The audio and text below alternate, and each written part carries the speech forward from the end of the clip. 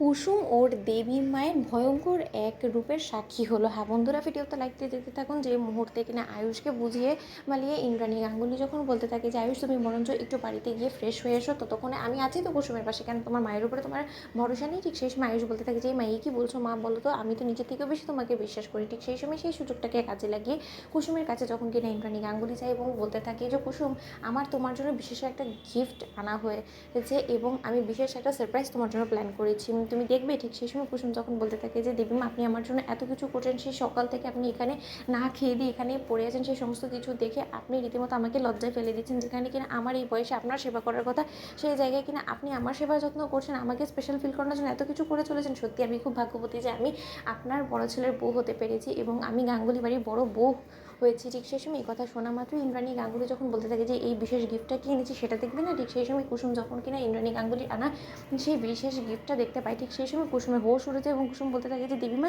এটা তো ডিভোর্সের পেপার। ঠিক সেই সময় এই কথা বলা মাত্র ইন্দ্রাণী গাঙ্গুলি বলতে থাকে যে তার মানে তুমি কি মনে করছো আমি তোমাকে বরণ ডালা নিয়ে এসে তোমাকে এখানের থেকেই আমি বরণ করা শুরু করব? তোমাকে স্পেশাল ফিল করার আমার কোনো মাথা ব্যথা নেই, জানো তো কুসুম। তার কারণ আমি তোমাকে কোনো দিনও আমার আয়ুষের নখের যোগ্য বলেও মনে করি না। সেই জায়গায় তুমি ভাবলে কি করে এটা যে না আমি তোমাকে আমার বাড়ির বড় বউ হিসেবে গ্রহণ করে নেব? তুমি নিজেই ভেবে দেখো না যে তোমার মধ্যে আদৌ কোনো রকম কোনো সেরকম যোগ্যতা আছে কি একটা সামান্য ছোটো লোকের ড্রাইভারের মেয়ে হয়ে রাজরানী হওয়ার স্বপ্ন বুনছো? শুনো, এই সমস্ত স্বপ্ন না শুধুমাত্র ফিল্মেই মানায়, কোনো মতে বাস্তব জীবনে সেই সমস্ত কিছু কোনো মতে বাস্তবতার রূপ নেয় না কুসুম। সেটা তোমার আগেও ভাবনা চিন্তা করা উচিত ছিল যখন কিনা তুমি আয়ুষের সঙ্গে এরকম একটা প্রেমের সম্পর্কে জড়িয়েছিলে। কিন্তু যাক তুমি যখন জড়িয়ে গিয়েছো এবং তোমার সঙ্গে যখন আয়ুষের নাম জড়িয়ে গিয়েছে এবং আয়ুষ যখন তোমাকে স্ত্রী হিসেবে স্বীকৃতি দিয়ে দিচ্ছে, এর তো অবশ্যই একটা সমাধান আছে, তাই না? এর সমাধান স্বরূপ আমি তোমার হাতে যে গিফটটা দিয়েছি সেটার মধ্যে সিগনেচার করে দিয়ে মানে আমার ছেলের জীবন থেকে কেটে পড়ো, নয়তো বা তুমি যদি কোনো মতে আয়ুষকে ডিভোর্স দিয়ে আয়ুষের জীবন থেকে সরে যেতে না রাজি হও, তাহলে কিন্তু তোমার কপালে অশেষ দুঃখ আছে। তার পাশাপাশি তোমার ওই ড্রাইভার বাবারও এমন কঠিন পরিণতি হবে যেটা তুমি হয়তো বা কোনোদিনও কল্পনা করতে পারোনি। তুমি নিশ্চয়ই চাও না যে এই বুড়ো বয়সে তোমার বাবা জেলের খানি টানুক এবং তোমার বাবার এমন অসম্মান অপমান হোক যে তোমার বাবার গলায় জুতোর মালা পরিয়ে অপমান করতে আমি বাধ্য হই। তুমি যদি সেই সমস্ত কিছু না চাও তাহলে যত শীঘ্র সম্ভব লক্ষ্মী মেয়ের মতো সিগনেচার করে দিয়ে আয়ুষের জীবন থেকে দূর হয়ে যাও তুমি।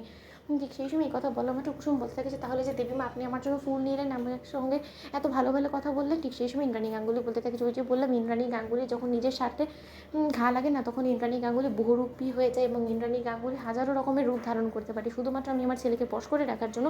আমি আমার ছেলের সামনে তোমার সঙ্গে ভালো ব্যবহার করেছি, কিন্তু তাই বলে এটা ভেবে নিও না কুসুম কোনো মতে যে আমি তোমাকে আমার ছেলের বউ হিসেবে কোনোদিনও মেনে নেব। তাই যত শীঘ্রই সম্ভব তুমি তোমার বাবাকে যদি বাঁচাতে চাও, তোমার বাবাকে প্রয়োজন পড়লে আমি কিন্তু প্রাণেও মেরে ফেলতে পারি যদি তুমি কোনো মতে আমার সঙ্গে কপারেট না করো। ঠিক সেই সময় কুসুম বলতে থাকে যে আমি আপনার কাছে হাত জোর করে অনুরোধ করছি দেবীমা আপনি আমার বাবাকে কিছু করবেন না। তো বন্ধুরা লাইক এবং শেয়ার করে সাবস্ক্রাইব করতে ভুলো না।